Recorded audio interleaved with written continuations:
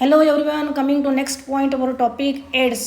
AIDS stands for acquired immunodeficiency syndrome, and the first case of AIDS it was reported in 1981 in US, and in India it was reported in 1986 in Chennai. So AIDS from last 25 years and so on have been spread all over the world, and near about 25 million people have been killed due to this disease. So what is AIDS? It is a chronic life-threatening condition caused by the human immunodeficiency virus. AIDS क्या है? Chronic disease है, क्योंकि कुछ patients में virus के entrance के बाद few months में सिम्टम्स आते हैं, लेकिन कुछ पेशेंट्स में after 5 to 10 years symptoms appear होते हैं. इसलिए ये क्रॉनिक डिसीज़ है, लाइफ थ्रेटनिंग, क्योंकि डेडली डिसीज़ है, and it is caused by the virus HIV, human immunodeficiency virus. What is the meaning of AIDS?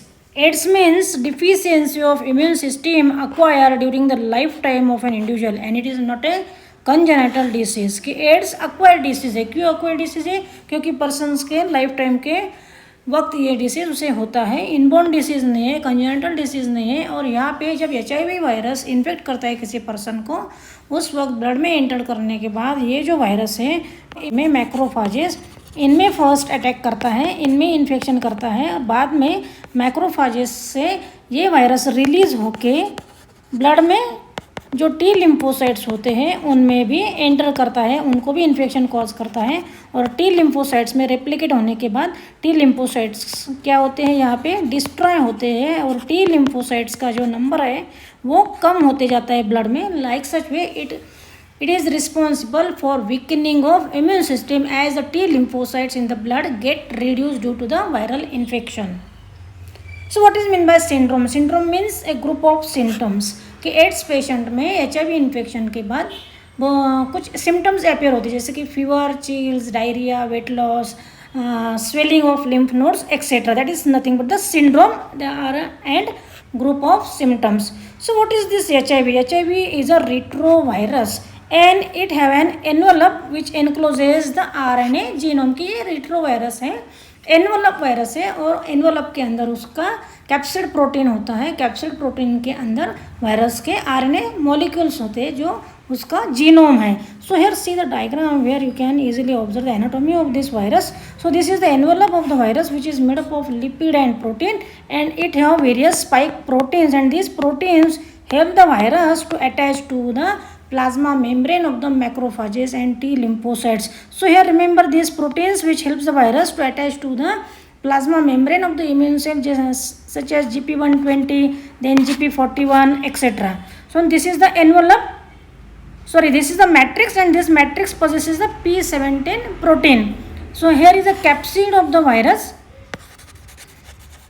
and inside the capsid there are two molecules of this RNA which is single stranded genome of the virus, and it have reverse transcriptase enzyme, then this integrase enzyme and also protease enzyme within it.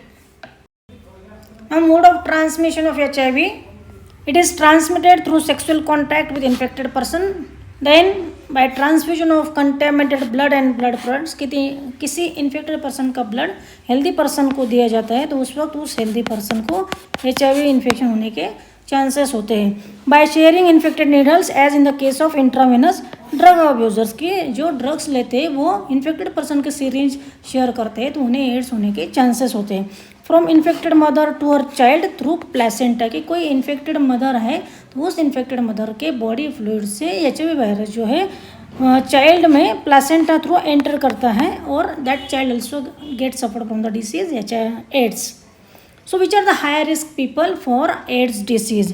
So individuals who have multiple sexual partners, then drug addicts, and also individuals who require repeated blood transfusions, and children born to HIV infected mother. Now how HIV infection is caused in patient? So after getting into the body of the person, virus enters into the macrophages. कि जब patient की body में ये HIV virus enter होता है तो ये first macrophages को अटैक करता है, मैक्रोफाजेस में एंटर होता है. मैक्रोफाजेस में एंटर होने के बाद उसका जो RNA जीनोम है, इस RNA जीनोम के हेल्प से ये जो वायरस है DNA मॉलिक्यूल तैयार करता है with the help of enzyme reverse transcriptase. So here see the diagram, from that you will get clear idea about the replication of this retrovirus inside the macrophages and T lymphocytes. So this retrovirus, it first attaches to this macrophage. So this is a animal cell which is nothing but the immune cell, either macrophage और T lymphocyte. तो यहाँ पे ये जो virus है इसका ये envelope बाहर ही रहता है और इसका आरएनए जीनोम जो है वो सेल में एंटर होता है. सेल में एंटर होने के बाद इस वायरल जीनोम से, इस वायरल आरएनए से डीएनए मॉलिक्यूल तैयार होता है. We know that DNA is double stranded and this RNA is single stranded. So from this RNA, DNA molecule is synthesized with the help of enzyme reverse transcriptase. अभी ये जो DNA यहाँ पे produce होता है वायरल DNA, तो ये viral DNA incorporate होता है होस्ट सेल के DNA में, जीनोम में और DNA में. होस्ट सेल के DNA में इनकॉर्पोरेट होने के बाद ये जो वायरस है होस्ट सेल की जो प्रोटीन सिंथेसिस मशीनरी है उस मशीनरी को यूज करके डिफरेंट प्रोटीन्स और एंजाइम्स तैयार करता है. और कंप्लीट प्रोटीन और एंजाइम्स तैयार होने के बाद वायरस पार्टिकल्स यहाँ पे सेल में तैयार होते हैं जिनमें आरएनए जीनोम होता है. Like such way new RNA viruses are produced inside the macrophages and these new RNA viruses they releases from the macrophages and come into the blood and inside the blood again they infect the new macrophages और either to the T lymphocytes. So the macrophages, so here macrophages continue to produce the virus and it acts like a HIV factor. कि macrophages में continue यहाँ पे HIV virus का replication होता है और it acts like a HIV factory. और macrophages में उनका नंबर बढ़ने के बाद मैक्रोफाजेस का डिस्ट्रक्शन होता है और वायरस पार्टिकल्स ब्लड में आते हैं. ब्लड में आने के बाद वो हेल्पर टी सेल्स में भी रेप्लिकेट होते हैं, उनको भी इन्फेक्शन कॉज करते हैं. और progeny viruses release from the blood again attack to other T lymphocytes की दूसरे जो अनदर लिम्फोसाइट्स हैं उनमें भी वो इन्फेक्शन कॉज करते हैं. वहाँ पर भी उनका रेप्लिकेशन होता है, उनका नंबर बढ़ता है. और उनका नंबर बढ़ने के साथ साथ यहाँ पे क्या होता है, T लिम्फोसाइट्स का जो नंबर है वो बॉडी में, पर्सन के बॉडी में, पेशेंट के बॉडी में कम होते जाता है. So this helper T lymphocytes they play important role in cell mediated immune response and also in antibody mediated immune response, and therefore as the cell mediated immune response mainly gets lowered in the body of the patient, the immune system becomes deficient and weak and person gets suffer from the various symptoms which appear after few months or few years.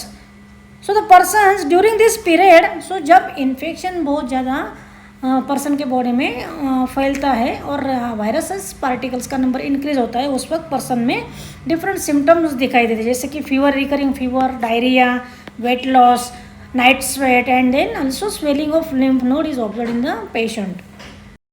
Treatment for AIDS, there is no cure for AIDS at present. कि ऐसी कोई भी treatment नहीं जो ads को patient में completely cure कर सकती है. So one of the therapy which is use for the treatment of AIDS is anti retroviral therapy. तो ये थेरेपी जो है ये पार्शियली इफेक्टिव, क्योंकि इस थेरेपी से पेशेंट के बॉडी में, ब्लड में HIV के जो पार्टिकल्स है उनका नंबर डिक्रीज होता है.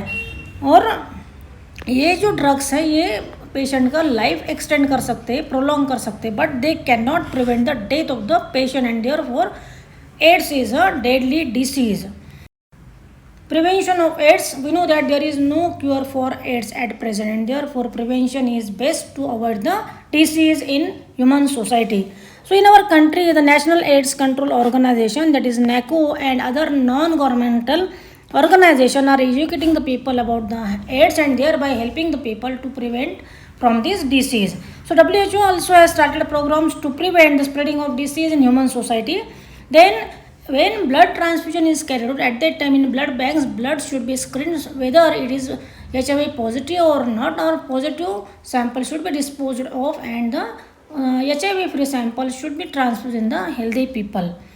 Ensuring use of only disposable needles and syringes, कि प्राइवेट हॉस्पिटल्स और क्लिनिक्स जो है उनमें डिस्पोजेबल नीडल्स और सिरिंजेस ही यूज करने चाहिए, so that the infection will not spread to the healthy person.